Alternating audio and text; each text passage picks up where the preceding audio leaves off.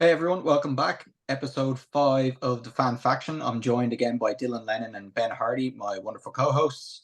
And today's episode is Return of the Living Dead from 1985. So again, this will be spoilery, it will be in depth. So if you haven't seen it, you might want to turn off now and come back later. So quick synopsis on this one. When a bumbling pair of employees at a medical supply warehouse accidentally release a deadly gas into the air, the vapors cause the dead to reanimate as they go on a rampage in Louisville, Kentucky, seeking their favorite food. Browns. Very nice. So, so that, oh, sorry, I'm getting messages there. Oh, So yeah, so Dylan, this was your pick. So why don't you lead off on this one? What did you think of Return of the Living Dead? Return of the Living Dead for me is a movie that a lot of people don't realize they've seen bits of, and has introduced a lot of ideas to the zombie genre. Mainly zombies eating brains is Yeah, actually, I think, this is one of the first actual media accounts of a zombie actually saying that. Um, from the very famous Tar guy, or Tar, yeah, was his nickname Tar guy? Tarman. Yeah, Tar Tarman. Man. Yeah. Um, so it's actually also a pseudo sequel to Night of the Living Dead, as John Russo, who created this is his directorial debut. He actually wrote Night of the Living Dead with George A. Romero in 1968. Mhm. But they parted ways because they had a difference of opinion of how the story should be continued. So Russo himself retained the lights, the lights. He kept the lights. He Stop the light. retained yeah, he retained the rights to anything featuring the title of Living Dead, and that's how this series came about. So Oh, and pretty quickly at the start of this movie, they make reference to the movie Night of the Living Dead, and Mhm. how it was the government releasing a movie to cover up the fact it actually happened. brilliant. Yeah, and I just thought it's for something that is so trashy 80s. Like, because it boils down to, then it's punks versus zombies. Yeah. And yeah, like so, and it's technically a comedy, but in its moments of horror, it does very, very well in being particularly horrific. It has its comic relief kind of aspects that it keeps bouncing back to after super tension. I think it's just a really, really well done movie that, again, people have seen scenes of, but they have no idea where it comes from. Yeah. Yeah. That was a good explanation as well, because a lot of people would know, like you said, that there was. It's essentially, that this guy who directed it, did work on Night of the Living Dead, Mm. and it takes it in a very, very different direction, obviously, to what Night of the Living Dead is. Like this is probably the first zombie comedy, I would Mm. imagine. Yeah, I'd say so. I Um, can't really think of anything else that like tonally, I can't think of anything else like this that would have been around back in the 80s or before then. Such a unique tone to this movie. It was. I was just cracking my whole laugh in the whole first 10 minutes where they're bumbling about the with the gas downstairs, and then they wake up and they're screaming because the Yeah. the dog thing is alive.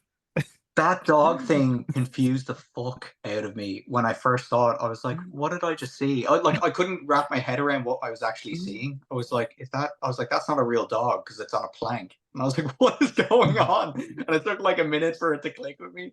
I felt like such a moron afterwards. It was Um, it was pretty disturbing though, seeing the dog cutting the yeah, hand. And your man's like, kill it. He just takes the yeah, crutch and he starts banging it like it's brilliant. And then they're bumbling about with the actual corpse as well. And they try and yeah.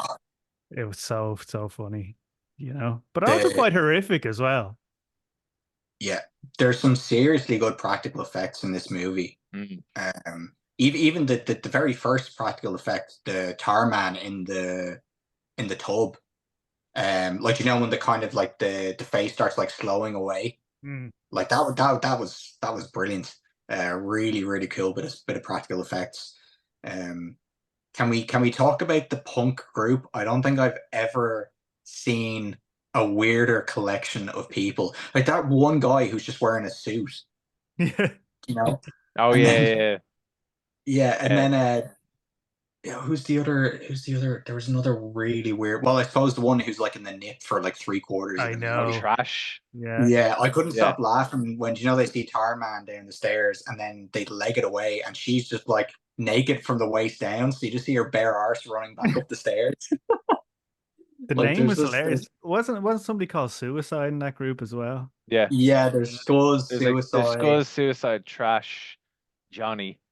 Yeah. Yeah, Just a small correction, actually. Sorry, this is John Russo wrote Night of the Living Dead with George R. R. Miller. This is based off the book that he wrote as a sequel, and it's directed by Dan O'Bannon.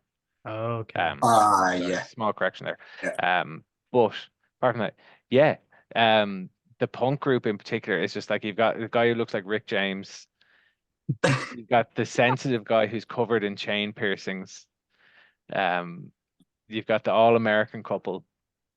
Yeah, Yeah, you've Trash who she's just there. Her as a zombie She was brilliant. Yeah. When she turned. Yeah, but that's another thing about that I thought about this movie in particular. So it points to her then when she becomes a zombie as like, oh, she's going to be like a leader. She's different to all the rest of them, Hmm. you know, because they only get smarter throughout the movie. Um, and yeah, again, from the very first moment of like the taxidermied half-cut dog, and you're like, I don't really know what's going on here. yeah, Like, because it is so horrific, it's also stupidly funny because it's so horrific. yeah. And like that, yeah, you've got the typical warehouse guy who's like, oh yeah, I don't know what's happening, boss. It wasn't me. Do you know? Um, and then the guy from the deep freezer. Yeah. Yeah, it's probably the lowest point of the special effects in the movie. I think because you can tell he's like, oh, do you know, like, oh, Yeah. which bit's about to blow off me? It's not the fucking rubber bit. Um, but I have to say though, I think it's again, before we keep going deeper in the story, it's also aged, I think, brilliantly. It really has. Yeah. Good practical Um, Yeah. effects, you know? It's yeah. just flawless. Yeah. The only thing is like obviously the dialogue, but like I think it's genuinely meant to be like the punk group. Mm. Like the dialogue is so like nobody speaks like that Did kind you of ever think thing, you about know. But dying, Yeah, it's yeah, Shane? yeah. but it's yeah, but you know, it's I think it's meant to, I think that's what it's meant to be. I don't think it's I don't know, unless it's just the people who are writing it think that's what punks really talk like or talk about. I Wasn't don't think that's the case. wasn't Um Trash's fantasy to like get with like five men and be torn apart and eaten, and that's how she dies in the Yeah. graveyard. It's Yeah, yeah. yeah. It was like she's The followed. irony. foreshadowing, yeah. Where she was like, do you ever think about being ripped apart, Johnny? And she's like, well, now, here we go. Wait 20 Or- minutes. yeah, or your man with all the chain piercings, like, show some respect for the dead, will you? We're in a graveyard, for God's sake. People don't understand me. This is not an Yeah. outfit, it's a way of life. But it's also Oh, it just as a again it's unfortunately the movie can't think of the name of right now. But having watched that, there's a movie with Matthew Lillard where he plays a punk, and it's like that is the ethos of punk though. Do you yeah. know, where it's the clothes aren't just a costume. It is a way of like that's where we get the crusty movement from. Hmm. If you're into that level of punk. But one thing that confuses me is I don't understand where the Rick James looking guy comes from Yeah. in regard. Do you know? I thought he was one of the. In fairness, he was like probably the most likable character maybe out of Mm, that group, He really was. He was except very funny. for Freddy, who you like before. Obviously, he starts like turning into a zombie. But I thought he was a like pretty realistic character as well. Um, Yeah, it's just funny. It's nearly like sometimes like panto. Do you know? It's like nearly overacted. Do you know? It gives off that kind of vibe sometimes. Like, do you know when he walks into the morticians and he like comes up behind them and it's like so dramatic. He turns around with like he like pulls out a gun. It's like he was so ready for that attack. It's crazy. I haven't seen this. It gives me more appreciation for modern horrors that are kind of try and do that kind of a little bit of the campy thing while also being serious, like The Void, maybe Terrifier as Mm. well. There's a Yeah, kind of have that kind of campy but serious sort of thing. And it's probably the roots of it, you know. yeah, yeah. You can really tell they went all out with the effects though. Like the woman zombie that they get on the table, that kill where she's coming through the window is incredible. And then even the when she's on the table, like I know the again, it's like brains, but like it looks amazing. And it's cool. I like the zombies being pretty intelligent. Like not obviously like they're sentient. They know what they're doing, and there's a reason behind why they're doing it, which is again kind of unusual in zombie movies. Like normally it's just they're dead and they're reanimated, but there's nothing there. There's no brain working really or anything like that, which doesn't seem to be the case here. I've seen that scene about 100 times on Mm. YouTube, and I didn't know Which what window movie. scene? The one No, of the her on the table scene. table, lying on the Oh yeah, table. yeah, We're like, why do you eat brains? Because death hurts or something like that. Yeah. That and yeah. the Tar Man scene I've seen, Jesus, countless I th times. I think everybody with internet access has seen the Tire Man thing. Bro. You know Yes. what I mean? And like have no idea where it comes from.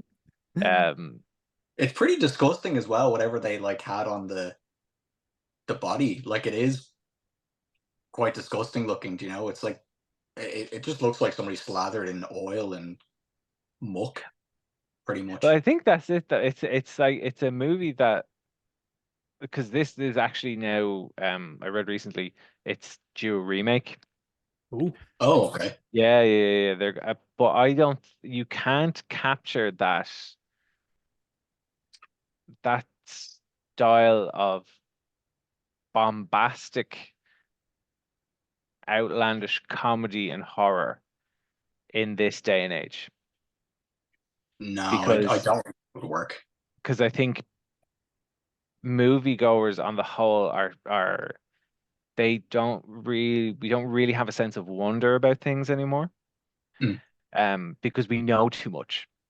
So whereas that again like the punk group where like again you have all the guys who are the stereotypical punks and then you guy who is in like the most oversized talking heads style suit yeah. who's really just there as a background who's as a background character like he doesn't get anything really to say until like he's about to die halfway through the movie um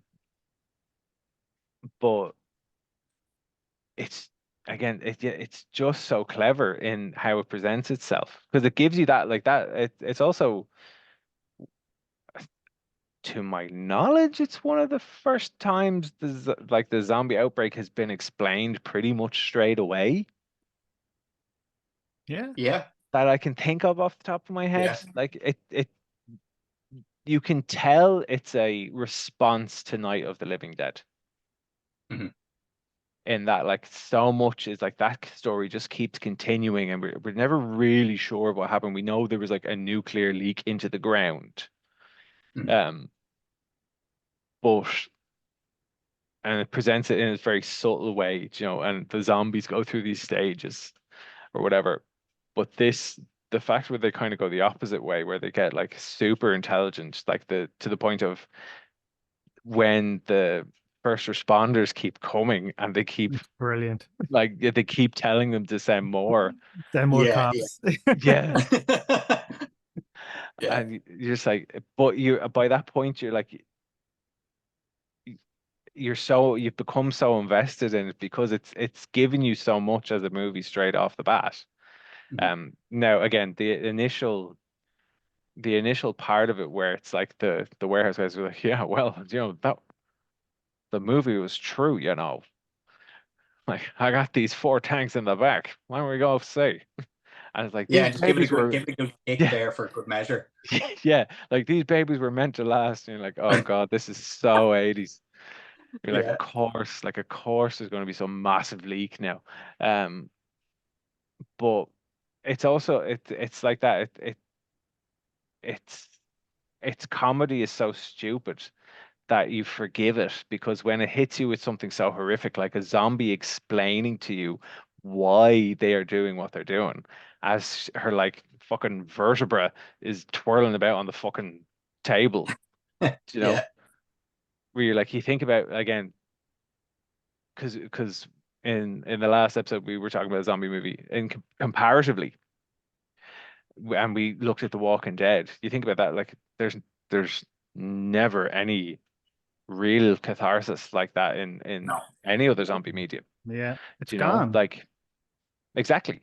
Like we look at to go back to Walking Dead and you look at Michonne's character and you're like, okay, she has these two zombies as pets because like one was her boyfriend, one was her boyfriend's best friend. There's a very caring thing. But we don't know anything apart from that. It's a Like bit we don't know. morbid.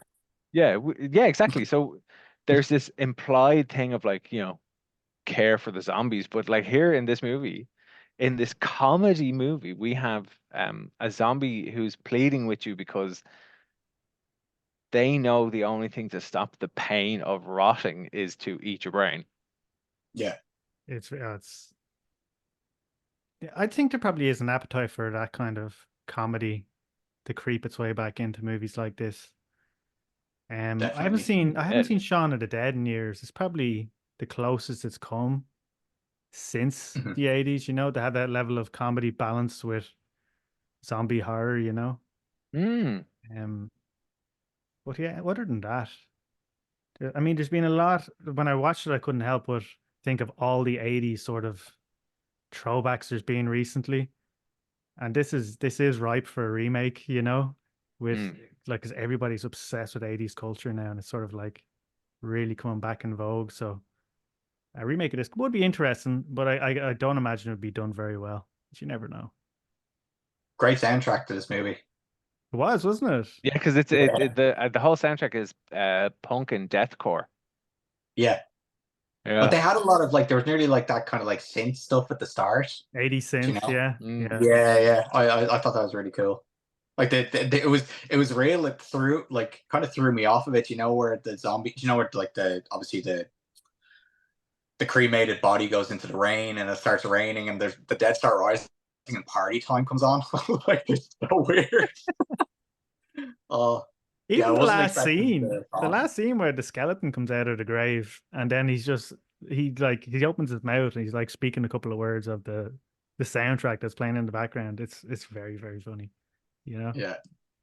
Um, There is though, I think Dylan, you were saying like it is like there's no this movie isn't scary, but there are Mm. some quite gruesome bits. Like even just a bit where I found like the most disturbing bit was where it cuts back to what's the characters' names? Frank and Freddie, and they're pretty much fully turned by them, but it's just them lying on the ground screaming in agony. And like I thought that was like the most disturbing bit it of the whole movie. was. Yeah. Like it's really like it's loud. It's like they look very very unwell. Obviously, it's really good makeup. But yeah, there's some disturbing bits in this, and even yeah, the zombie on the table to a certain extent is pretty kind of gruesome. It was, yeah, being carried into the chapel. That bit was like, oh, they're just wailing in pain. It's Yeah, it's pretty Yeah. bad. Um, yeah, But the even when mortician. he cremates himself to stop from fully turning, yeah. and just that gnarly scream, which the only other time I can remember a scream like that is from the very first Evil Dead that had the record of the longest scream in horror movies. Oh, okay. I thought you might have Um, been referring to. Do you know what do they call it? The Wilhelm scream that they use sometimes. That's the Oh name yeah, of it. It's like the the yeah stock the one. yeah, like the really kind of high pitched scream, and like it is used, I think, a lot, particularly in the kind of older 80s, 90s mm, movies. But I thought that might have been what you were on about. But this is obviously a different one. I can't remember when he the screen when he goes into I was Pretty. more laughing just It- at the whole situation of him putting himself in to get cremated. I was watching it up here on the laptop, and it like the other half comes up, and she's like, "This sounds really, really scary." It's like, no, it's actually great. You know? It's a Yeah. bit more. It's actually pretty lighthearted compared to other horrors I've watched. You know, it's just But there was Yeah. a touching moment where I think was it Frank? Was that his name? The owner of the morgue, whatever it was. Oh, the morgue boss was Not the morgue. Ernie. The old guy and the young guy, the two bumbling fellas. Who's the older guy? Frank. Frank. Yeah, he was. He did he do something with his wedding ring and his wife? He took his ring off before he got into the Oh yeah, auditorium. because like he didn't want to turn and then go after her.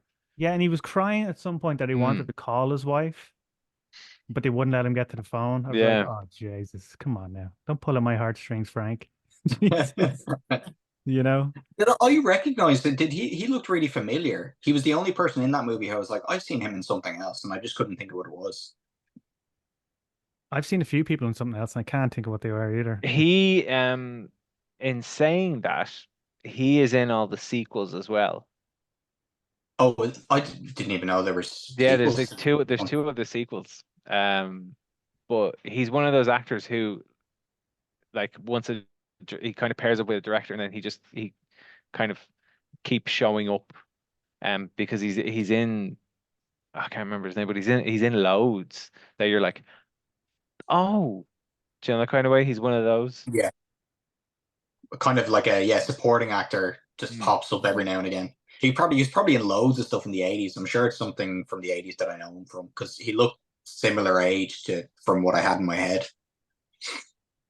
It's like did nobody see the bubbles just coming out of Shane's mouth with a thumbs up there? There's literally Oh wow! What the what, fuck? Did you see that, This Shane? is so weird. I literally Good haven't pressed zoom. anything. What is what going is on? going on? That is That's so cool. strange. It's like I don't even have any like weird settings on. Does like if I just put thumbs up, does like something come up? No, you were literally talking and then like a speech bubble came out of your mouth with a thumbs up in the middle of it. That's bizarre. I'd like sure I'm not yeah, I don't know. I literally haven't touched my phone since we started the stream. So if You you were see anything weird, you were messing around with it's not background me. effects earlier, yeah, so it could be something to do with that. Yeah, I was in fairness, yeah. Your man who plays Um Freddy has been in a lot of horrors. I thought Never he was quite good. Acting never wise. never Hike Alone, a Friday the 13th fan film. Oh Jesus, so he's gone that route. It's pretty the cover looks cool. I don't know. Um it's only 54 minutes long. Freddy's in it. 6.8 out of 10 on IMDb. Not bad. That's not That's too not bad. bad. That's not Yeah. too bad. Never hike alone. I won't be doing that, so. Playing luck with you. Yeah. Yeah, the Tar Man was great. I kept thinking of all those like YouTube videos that you watched when YouTube first came on years ago. And I was like, oh, top 10 scariest moments Mm. or top 20 best scenes in horror movies, and that was like always in there. I wonder if I had to come to a fresh, what I would have thought. Like if I had to seen all those scenes for the first time, it probably would I have think even more impact than it did, you know? yeah, Oh, I think if you weren't so jaded by cinema and media, like I can imagine sitting there in the cinema and kind of going like, oh, whoa, like this is pretty grim. Do you know what I mean? I can imagine yeah, the excuse me, the humor probably not resonating as much when you're smacked in the face with this, like brains, you know? yeah.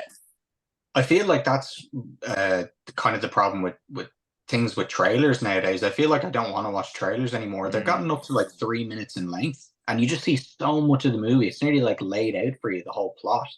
I think it's just even better now if you're interested in seeing a movie, just don't watch the trailer and just go in blind. I was Um, watching the but- trailer for Stuntman with Ryan Gosling last night. And Hmm. literally, I like Oh, the whole movie's in that trailer. the whole movie was in it. I was like, I was 2 minutes in going, I have to turn this off. It's literally giving away literally everything in the film, you know? yeah, I'm not sure why they're doing that. Like, I don't know. I think it's crazy. I think you're nearly less inclined to see a movie if you know exactly where it's going to go. Like that would annoy me, especially like say with something like Alien Romulus. That trailer was brilliant. Like Yeah. didn't tell you what was going on. There's no plot. There's hardly any dialogue in it. It's just a series of images from throughout the movie that don't connect in any way. That was perfect. I don't need to see any more. That's it. Yeah. Yeah. Yep. It But it's is like true. the trailer for this movie Mm. um like does the very stereotypical like ominous tones in the music, but it's like Does it have the voiceover? yeah, Dale, but do it's you know like the like? it's time to party. And do you know the kind of like just it's Yeah. just stupid where you're like it's so again you've got this thing of like okay the trailer is telling you that you can expect a very zany film, do you know? Mhm. But like that, it's only like a minute long, which again is perfect. Trailer, yeah, trailers are too long. They ruin movies. And saying that, I just saw the teaser for Beetlejuice. Beetlejuice. Ooh, I haven't watched it yet. Neither have I. It's the only one I'm gonna watch. Yeah. I'm not gonna watch another one because it's a minute long. It's fairly disconnected scenes, but it gives you the reveal. Mhm. I'm like, okay, no, I know the next time they bring something out, it's going to ruin like probably the major point of the movie. Yeah. Well, I just think the impact of trailers, the shorter, generally speaking, is the better. I don't know if I think I sent you guys that new horror movie Longlegs, the trailers that came out for that. Oh yeah, mm, So good. Like there's brilliant. nothing to them, and I really want to see that movie. And if they release a full length trailer, I don't know if I'm going to watch it. I just, I think just that's enough. My interest is peaked. I'd say it's marketing and production companies Mm. or whatever. They're just like, but people won't see it if they don't understand what's going on. We got to make it really obvious, you know? But that's what I Yeah. think. Like into, I think that's what this long legs thing is kind of telling you, letting you know is like you're probably not going to understand this, what's going Yeah. on. So like we're just going to show you like all these little disconnected trailers where it's just like like we're basically panning over a photo, Yeah. and it's more frightening than 80% of horror movies that have been released in the last 10 years. 100%. Do you know? It's really unsettling. Yeah. It's just It's just so it's just a unsettling. happy family, and you're like, Yeah. why is this scaring me? Like it's just so clever. Yeah.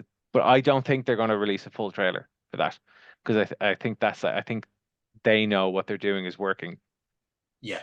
Do you Yeah. know? That's it's a genius marketing Mm, campaign. Like I suppose it's with horror, I guess you're kind of like not a lot of people watch horror, so I suppose you have a minority of people that are even going to watch that trailer anyway.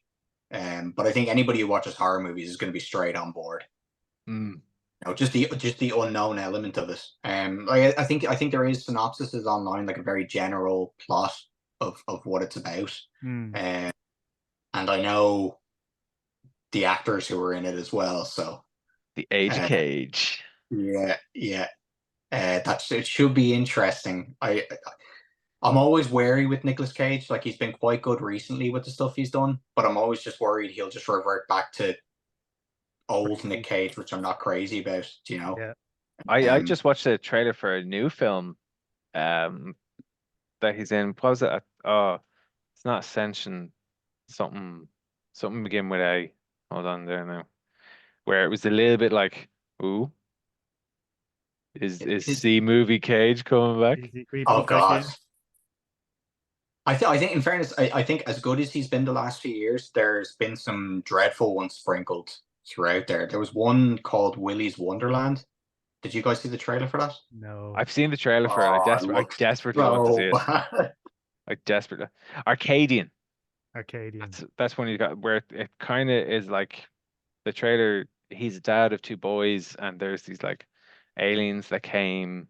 They only come out at night, and there was a moment in it where it was a bit like, oh, it's like, is this reminiscent of that? Remember that plane movie that he did? Oh, The Where it was bunny. like, no, it was like the one where they're like in this like weird time loop kind of thing, but the end of the world happened and they're on the plane. Oh, I haven't seen that one. Oh, I do know what you're talking. I can't remember what it's Yeah, called. yeah, yeah, yeah. What's it called? Is that Knowing? Knowing. Yeah. Yeah. Yeah, I Right, haven't seen lads. it, but yeah, I've heard bad things. We are running out of time, quick sharp. So 20 seconds. Oh crap! What's your score? 4 out of 5. Shano? 3.5 out of 5. And I will Oh. give it a 4 out of 5. Really enjoyed it. I was Very enjoyable. thinking about a 5. I really was thinking about a 5, but I don't know. Maybe if it was released today, I'd give it a 5, but who knows? Yeah, Shano, but do you no, want to wrap us up? again, yeah, Sorry. another good one. So yeah, thanks lads. And we'll join then next time for episode 6, which will be It Follows from 2014. Good stuff. Cheers, guys. Thank See you you very guys. much.